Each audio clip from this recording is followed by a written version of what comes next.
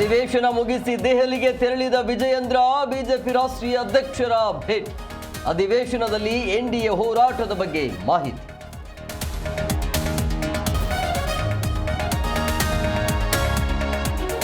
ಮನರೇಗಾ ಭ್ರಷ್ಟಾಚಾರದ ಕೂಪವಾಗಿತ್ತು.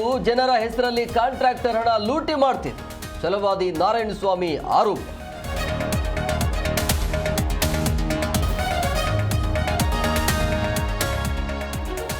ಚಿನ್ನದ ನಿಧಿ ಸಿಕ್ಕ ಲಕ್ಕುಂಡಿಗೆ ಪಿಸಿ ಗದ್ದಿಗೌಡರ್ ಭೇಟಿ. 18ನೇ ದಿನದ ಉತ್ಖನನ ಕಾರ್ಯ ವೀಕ್ಷಿಸಿದ ಸಂಸದ.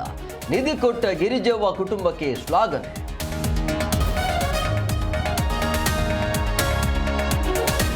ಸರ್ಕಾರಿ ಆಸ್ಪತ್ರೆಗೆ ಚಕ್ಕರ್, ಖಾಸಗಿ ಆಸ್ಪತ್ರೆಗೆ ಹಾಜರ್.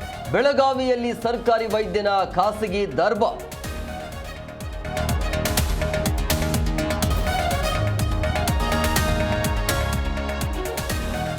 ರನ್ ಗಳಿಸಲು ಸಂಜು ಸ್ಯಾಮ್ಸನ್ ಹೆಣಗಾಟ.